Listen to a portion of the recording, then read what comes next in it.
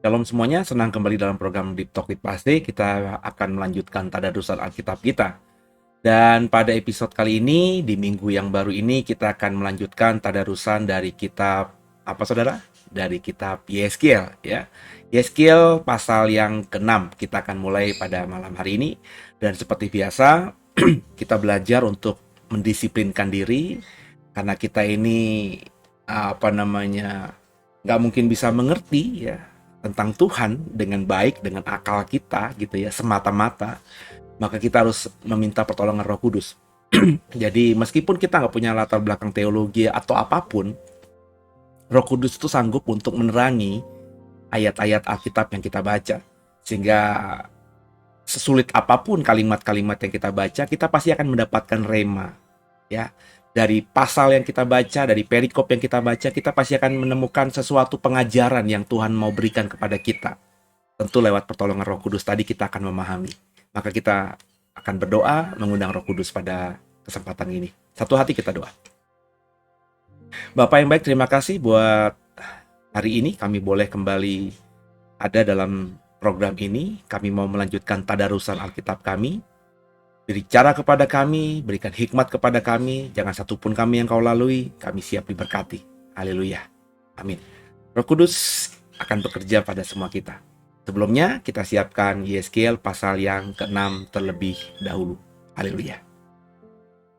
Kami perlukan keajaiban-Mu, kami butuhkan sentuhan tangan-Mu, kami tak dapat jalan sendiri,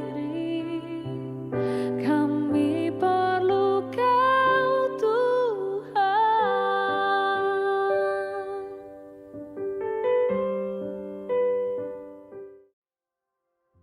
Ya, Yeskiel pasal yang ke-6. Kita akan membaca ya saudara ya, bersama-sama dari ayat yang pertama. Perikopnya nubuat melawan gunung-gunung Israel.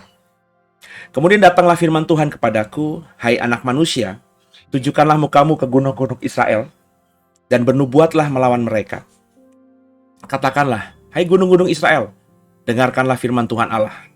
Beginilah firman Tuhan Allah kepada gunung-gunung dan bukit-bukit, kepada alur-alur sungai dan lembah-lembah.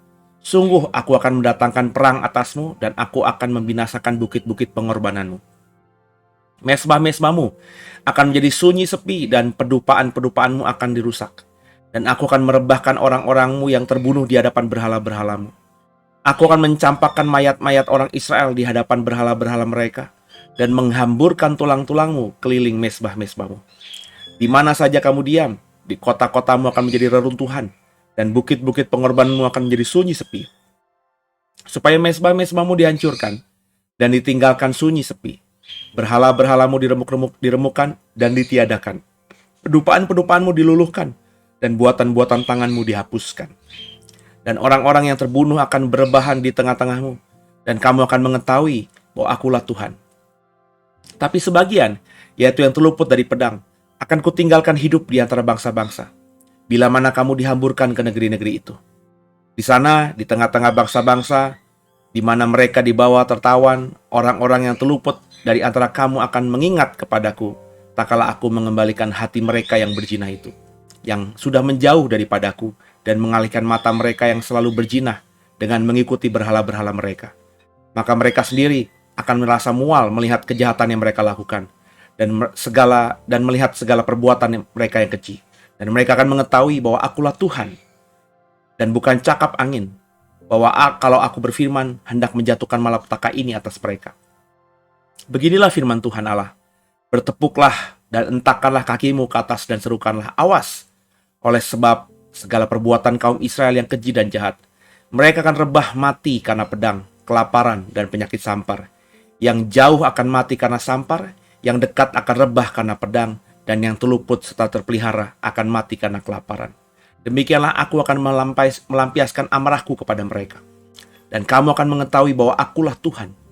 Tak kala orang-orang mereka yang terbunuh berebahan di tengah-tengah berhala-berhala mereka, keliling mesbah-mesbahnya, di atas setiap bukit yang tinggi, dan di atas semua puncak-puncak gunung. Di bawah setiap pohon yang rimbun dan setiap pohon keramat yang penuh cabang-cabang. Di tempat mana mereka membawa korban persembahan yang harum bagi semua berhala-berhala mereka. Aku akan mengacungkan tanganku melawan mereka dan tanahnya. Di mana saja mereka diam, akan kubuat menjadi musnah dan sunyi sepi. Mulai dari padang gurun sampai ke Riblah, dan mereka akan mengetahui bahwa akulah Tuhan.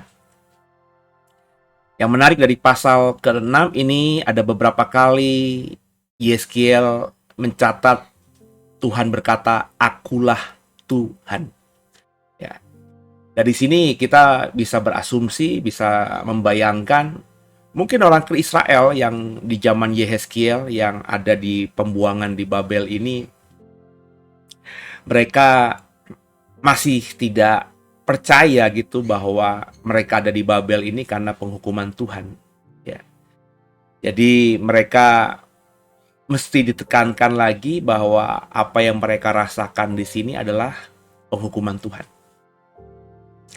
Jadi memang kalau kita membaca Perjanjian Lama, Bapak Ibu, kitab nabi-nabi terutama yang dalam periode Israel dibuang ke Babel, pra dan paskanya itu mesti kita baca. Jadi kita mengerti gitu pergumulan dari paling tidak di hati para nabi yang dipakai Tuhan untuk bernubuat atau untuk berfirman atau untuk berkata-kata kepada umatnya Israel. Kita sudah membahas kemarin misalnya Nabi Daniel, kita sudah membahas juga Nabi Hosea, ya. Dan sekarang ini Yeskiel, nabi-nabi yang memang yang kita mulai di Perjanjian Lama Tadarusan ini, nabi-nabi yang hidup di zaman pembuangan gitu ya. Kita tahu bahwa memang mereka dipaksa Tuhan, dipus Tuhan ya untuk menjadi nabinya Tuhan. Supaya agar Israel yang ada di pembuangan tuh mengerti bahwa mereka itu sedang dalam penghukuman Tuhan. Di dalam pasal 6 ini kita melihat bahwa Tuhan berfirman kepada Yehezkiel untuk bernubuat, untuk berkata-kata ya. Tujukanlah mukamu ke gunung-gunung Israel dan bernubuatlah melawan mereka. Ke gunung-gunung Israel. Ya, ini menarik saudara ya. Tentu ketika Tuhan perintahkan begini, bukan semata literal, tapi ada makna di balik perintah Tuhan ini. Ya, saya mendapatkan gunung itu bicara mengenai perlindungan. Ya. Sebuah negara, sebuah kota itu akan relatif lebih aman, bukan saja kalau dikelilingi tembok, tapi kalau dikeliling kota itu atau negara itu banyak gunung-gunung. Sehingga kalau kota itu berada di lembah atau di sekelilingnya ada gunung alam, ya, gunung batu kah, atau pegunungan benar-benar gitu ya saudara ya, itu musuh kan relatif lebih sulit untuk mau atau bisa menaklukkan sebuah kota ya. Karena faktor alam tadi yang menjadi benteng alam sehingga musuh mereka sulit untuk bisa menyerang sebuah kota atau sebuah negara. Jadi ketika Yeskiel ini bicara kepada gunung-gunung Israel disuruh Tuhan, Tuhan ingin mengatakan kepada bangsa Israel bahwa ini tempat yang kau anggap tempat perlindunganmu ini akan kuruntuhkan karena isinya kan kurang lebih begitu. Oh, apa yang kalian banggakan dari gunung-gunung yang kalian anggap ini sebagai benteng luar biasa, keselamatan kalian itu nggak ada artinya apa-apa. Sebab aku bernubuat kepada mereka bahwa yang kalian lindungi, yang gunung-gunung lindungi, yakni bangsa Israel ini, akan dengan mudah kuhempaskan. Kalau manusia, musuh manusia, sulit mengalahkan mereka. Tapi kalau aku yang menjadi musuh Israel, maka nggak ada yang bisa menahan aku. Kurang lebih kan begitu saudara ya. Jadi lewat Yeskiel Tuhan ingin berkata kepada Israel jangan macam-macam gitu. Ini yang kadang-kadang juga dalam bahasa khotbah saya berkata kepada banyak orang yang mau mendengarkan saya, jangan macam-macam dengan Tuhan gitu. Lewat permainan hidupmu lah, lewat permainan dosamu lah, lewat permainan pikiranmu lah, jangan macam-macam sama Tuhan. Dan ya Tuhan kalau mau berperkara sama kita, nggak ada yang bisa melindungi kita atau menyelamatkan kita gitu. Kita tahu di pasal-pasal sebelumnya, Yeskiel sudah disuruh untuk memotong rambutnya dibagi 3, ya. Terus yang satu sepertiga dibakar, sepertiga ditaruh di antara pedang, dan sepertiga lagi diserahkan sehingga angin menebar rambutnya Yeskiel ini. Itu juga dengan maksud, ya. Masih diulangi juga di ayat-ayat ini. Bahwa sebagian sepertiga dari Israel akan mati, dibakar dengan api, dengan penyakit sampar. Sepertiga lagi akan mati dengan pedang, dan sepertiga lagi akan diaspora, akan tersebar ke seluruh dunia. Ya. Dan ini yang terjadi di zamannya Yeskiel. Bahwa banyak orang Israel diusir, tersebar, keluar dari tanah perjanjian. Jauh ke utara, yakni kemana? Yakni ke Babilonia. Jadi Tuhan kalau bernubuat pasti tergenapi. Ya. Jadi kita mesti paham lah. Ya, saya berharap Bapak Ibu yang mengikuti saya tadarusan Alkitab ini, terutama kitab-kitab perjanjian lama, nabi-nabi perjanjian lama, kita belajarlah. Meskipun ini sejarah masa lalu, dan kita secara daging bukan keturunan Israel asli, kita adalah Israel rohani semata dari Yesus karena iman kita kepada Yesus, sehingga kita bisa mewarisi perjanjian antara Allah dengan Abraham dari sisi Yesus. Tapi meskipun ini sejarah Israel sebagai nation, sebagai bangsa, kan kita belajar. Karena cerita tentang kedegilan hati Israel, pemberontakan Israel kepada Tuhan itu ada di Alkitab kita. Kalau ada kan berarti Tuhan izinkan untuk kita baca, dan Tuhan kalau nyuruh kita baca itu bukan baca yang tanpa makna, pasti ada makna yang dalam supaya kita belajar dari ya kesalahan Israel di masa lalu.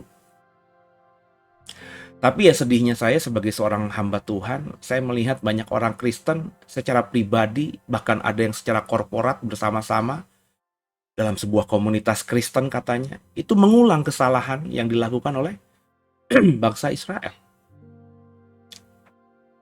Kenapa? Saya juga bingung. Mestinya mereka membaca Alkitab, tapi kok nggak mengerti? Saya juga bingung. Mestinya kalau punya Roh Kudus akan membuat mereka mengerti ayat Alkitab yang mereka baca. Tapi faktanya tidak, saya juga bingung. Berarti memang ada roh pemberontakan dalam diri orang tersebut. Sehingga meskipun sudah dibaca, meskipun Roh Kudus mau menolong mereka untuk mengerti, tapi mereka terus memberontak kepada Tuhan dengan tidak mau mempercayai apa yang dikatakan Alkitab, dengan tidak mau mendengarkan nasihat dari Roh Kudus.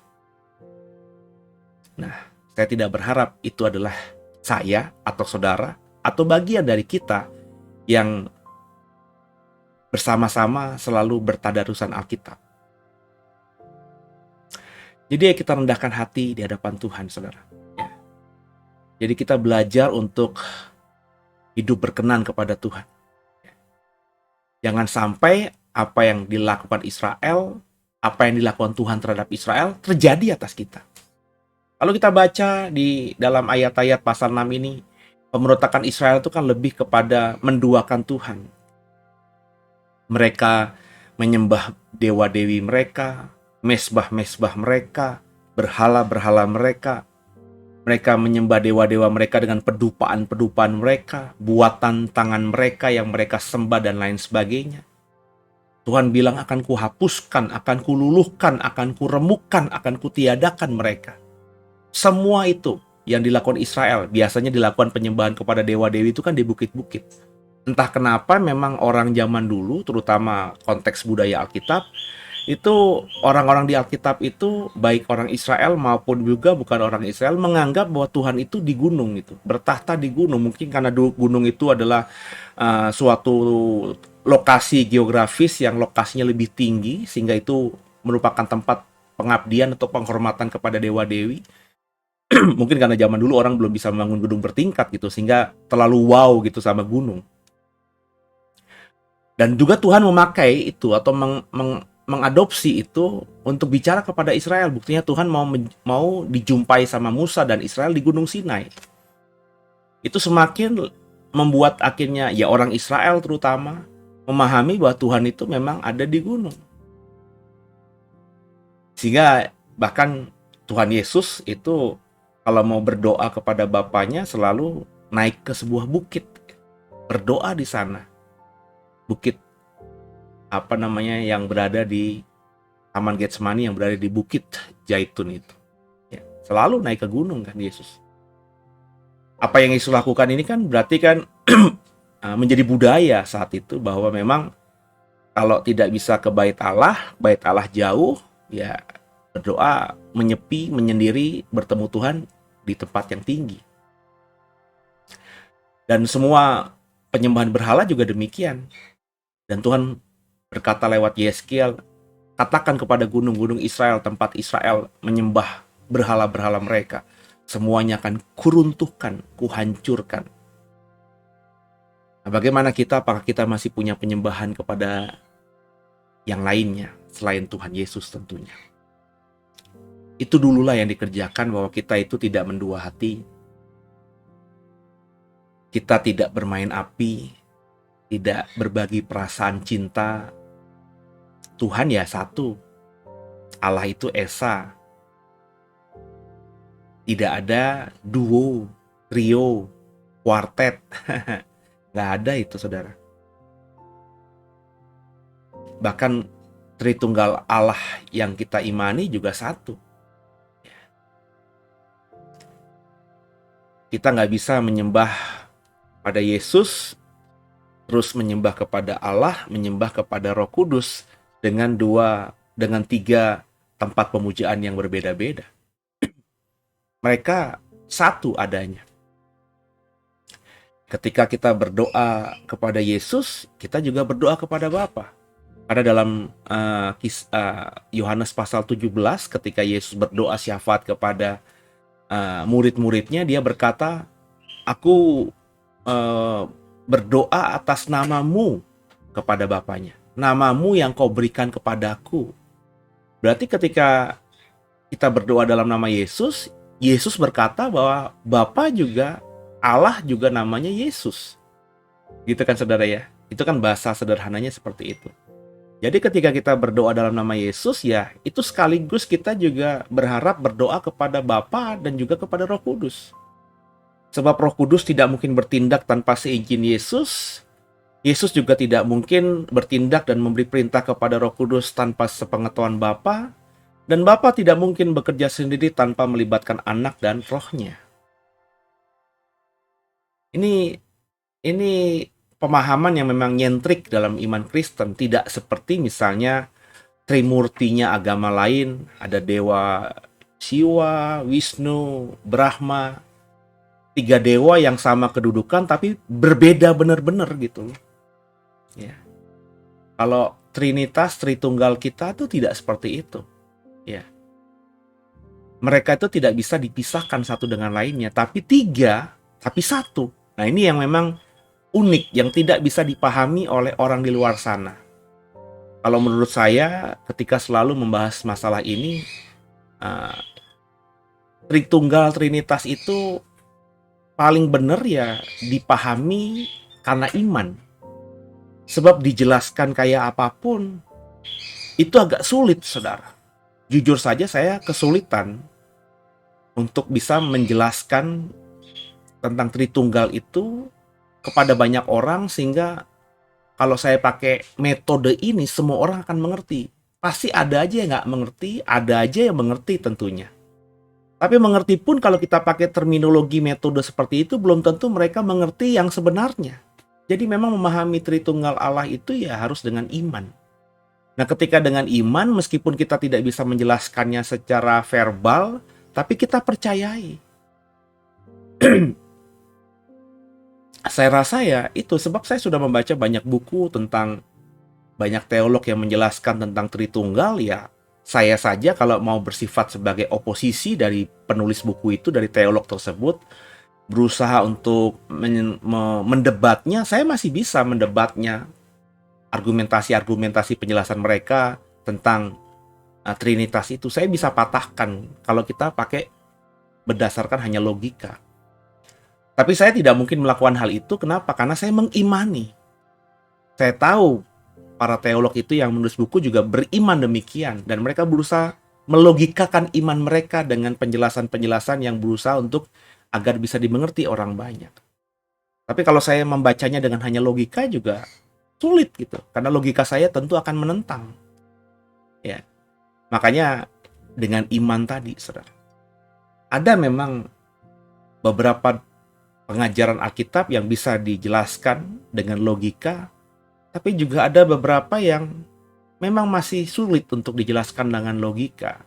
Kalau bagi saya itu jelas membuktikan bahwa Alkitab ini memang firman Tuhan.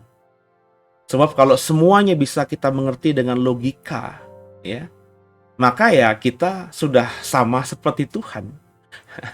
Padahal Tuhan itu kan maha, meskipun dia berkata-kata di Alkitab pakai bahasa manusia, dia berusaha menjelaskannya dengan bahasa yang dimengerti manusia, tapi tetap saja dia sedang menjelaskan tentang sesuatu yang beyond, di luar nalar dan logika manusia. Sorga buktinya, salah satunya.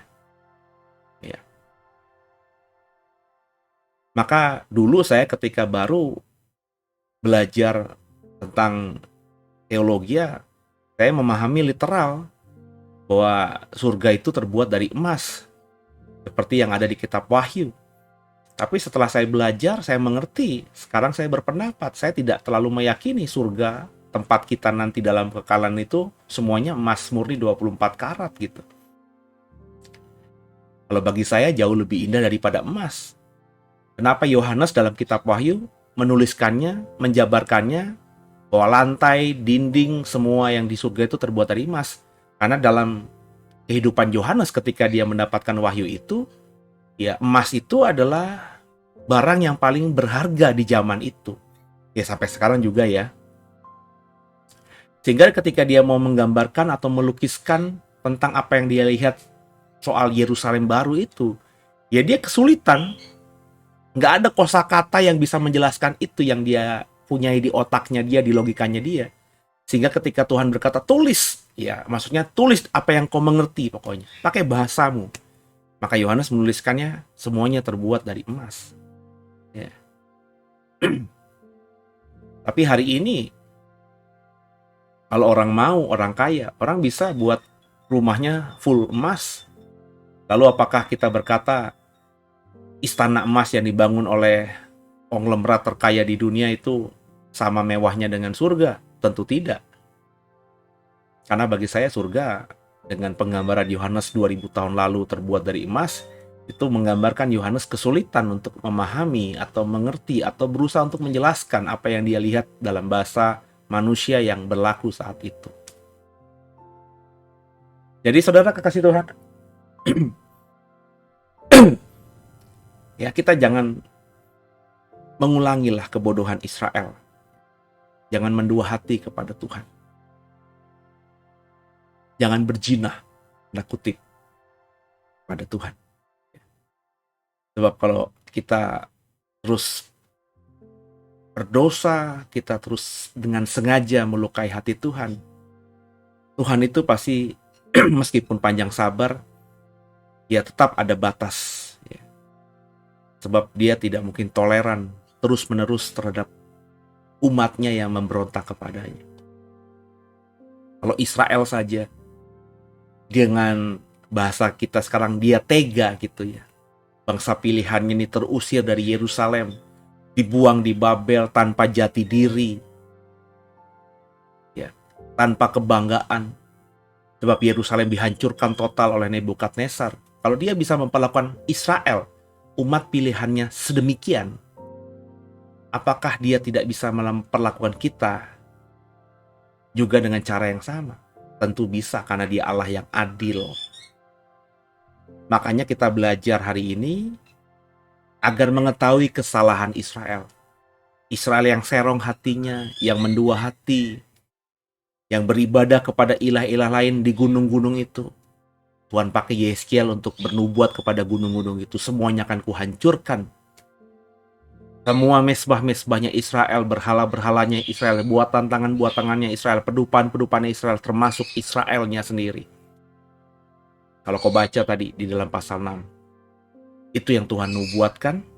Dan kalau kita belajar sejarah tentang Israel, itu tergenapi. Bukan saja sekali, tapi berkali-kali. Israel dibuang ke Babel, kembali lagi ke Israel. Akhirnya juga Israel harus terusir lagi ketika Romawi memerintahkan untuk semua orang Yahudi keluar dari Yerusalem. Sehingga Israel tidak punya tanah air lagi. Sampai akhirnya ribuan tahun Israel gak punya negara. Orang yang punya darah Israel menjadi warga negara lain. Diaspora mereka. Baru tahun 1948 kembali berdiri sebuah negara Israel. Israel modern yang lahir tahun 48. Berkali-kali. Ya. Artinya Tuhan konsisten. Meskipun Tuhan sudah maafkan kita, Tuhan ampuni dosa kita hari ini.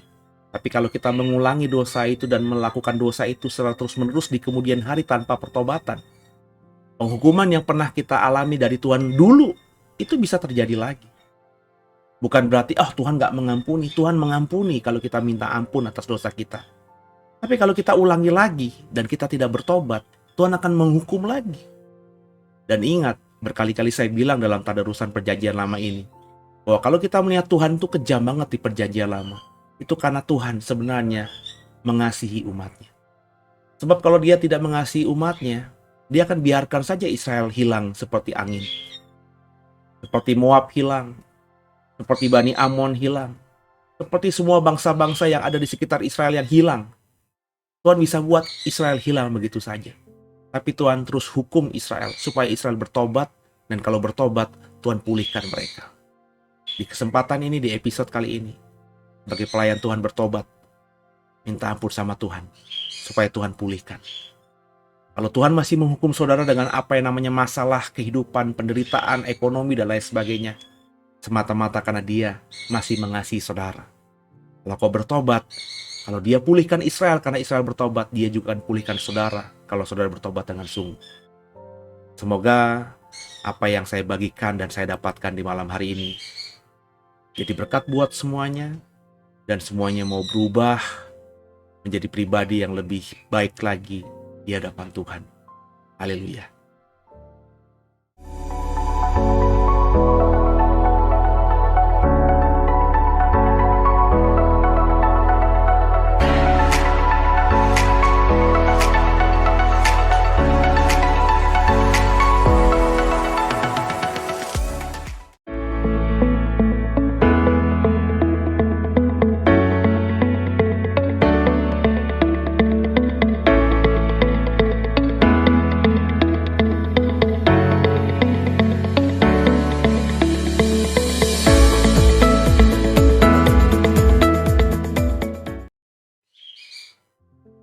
Ya, saudara, kita akan akhiri tadarusan Alkitab kita pada malam hari ini.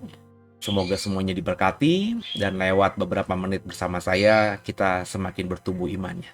Kalau sudah diberkati, jangan lupa di-subscribe, jangan lupa di-like, dan juga jangan lupa di-share program ini kepada yang lainnya, supaya semakin banyak orang Kristen yang bisa join dalam program tadarusan Alkitab ini, sehingga kita semakin banyak membuat orang bisa bertumbuh imannya bersama dengan kita lewat program ini.